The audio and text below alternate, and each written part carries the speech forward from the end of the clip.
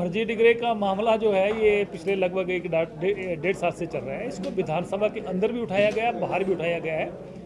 और फर्जी डिग्रियों का मामला अब हम लोग तो उठा ही रहे थे, अब तो भारतीय जनता पार्टी के वरिष्ठ लोग भी उठा रहे हैं। हम बार बार मांग कर रहे हैं कि मामला जो है लगभग 20,000 करोड़ का मामला है।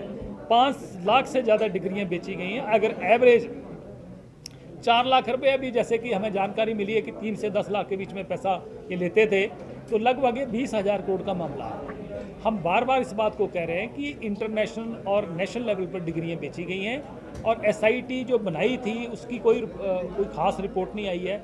टोटल जो है 6 लोग जो हैं एसआईटी के गठन से पहले गिरफ्तार किए थे और 2 लोग बाद में किए, जिनके सारे बेल आउट हो चुके हैं। इतना बड़ा हिंदुस्तान के इतिहास में शिक्षा के क्षेत्र में इतना बड़ा फर्जी बढ़ा हुआ है। और ये बात भाजपा के वरिष्ठ नेता श्री शांता कुमार जी ने भी कही है कि जो असली गुनाहगार हैं उनको बचाने की जो है सरकार कोशिश कर रही है, इसलिए मामला जो है इसको जो है सीबीआई को दिया जाए। हम बार बार इस बात की मांग कर रहे हैं। और ये जब मामला उठा था, यूनिवर्सिटी के अकाउंट से करोड़ों रुपया निकला है, किसको पैसा गया।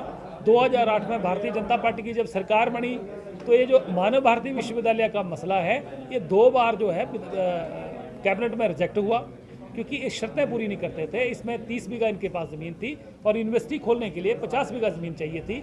तो तीसरी बार जो है हम ये बार बार कह रहे हैं कि क्या लेन देन हुआ उस समय, कौन लोग थे वो, और क्या कारण हुआ कि शर्तें पूरी ना होने के बावजूद भी इजाज़त दी गई। जबकि ये यूनिवर्सिटी चलाने वाला जो राजकुमार राणा नाम का व्यक्ति है, हरियाणा से संबंध रखता है, इसका पिछला जो रिकॉर्ड था वो भी सारा संदेहजनक था और इसके ऊपर 420 के कई मुकदमे दर्ज थे। तो ये सारा का सारा मामला गंभीर मामला है और सरकार जो है इसमें कुछ लोगों को लिपापोता करने की कोशिश कर रही है। हम बार बार कर रहे हैं सरकार इस मामले को जो है सीबीआई को दिया जाए। एक मामला हमने धर्मशाला का किया है कि 4 जनवरी 2013 को एक रजिस्ट्री हुई है और कीमत उस ज़मीन की आज की डेट में 20 करोड़ के लगभग है। और उस समय 20 नहीं होगी तो 10 करोड़ होगी। हम ये कह रहे हैं कि 7-8 साल पे 10 करोड़ होगी, तो 75 लाख ही रजिस्ट्री हुई है। कांगड़ाई जिला में भाजपा के जो नेता लोग हैं उन्होंने जो 6-6 करोड़ रुपया सर्कल रेट गवर्नमेंट का रेट बनता था 58 लाख रुपए पर रजिस्ट्री कराई हुई हैं और अंडर वैल्यू रजिस्ट्री कराई हैं। तो हम सरकार से पूछ रहे हैं कि अंडर वैल्यू जो रजिस्ट्रियाँ कराई हैं ये 2 नंबर का पैसा कैसे खत्म हुआ और क्या सरकार उसकी इंक्वायरी कर रही है। जो सरकार को चूना लगाया क्या उसकी सरकार ने कोई भरपाई करी है।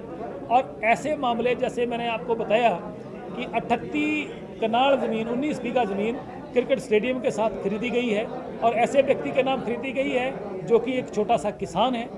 तो ये संभव नहीं है कि एक छोटा सा किसान करोड़ों रुपए की ज़मीन खरीद लेगा। तो ये सारा इंक्वायरी का विषय है। हम इंक्वायरी मांग रहे हैं कि सरकार इसकी जांच करे और असली कौन लोग हैं जो जिन्होंने 2 नंबर का पैसा जो यहाँ पर जो इन्वेस्ट किया है उनका पता लगाया जाए। और ये मामला एक मामला नहीं और भी अनेकों मामले होंगे कि 1 या 2 दिन में जो है हमारे कैंडिडेट्स हैं वो डिक्लेयर हो जाएंगे। दिल्ली लिस्ट चली गई है और जल्दी ही हमारे चारों कैंडिडेट डिक्लेयर होने वाले। चुनाव होते हैं तो चाहवान काफ़ी लोग होते हैं जिन लोगों ने काम किया होता है, परंतु टिकट एक व्यक्ति को मिलती है। परंतु ये बात सही है कि इस बार कांग्रेस पार्टी ने चारों चुनाव क्षेत्रों में सर्वे करके जो है वो टिकट देने का फैसला किया है। अब जिसको भी टिकट मिलेगी बाकी को सबसे मिलकर काम करेंगे।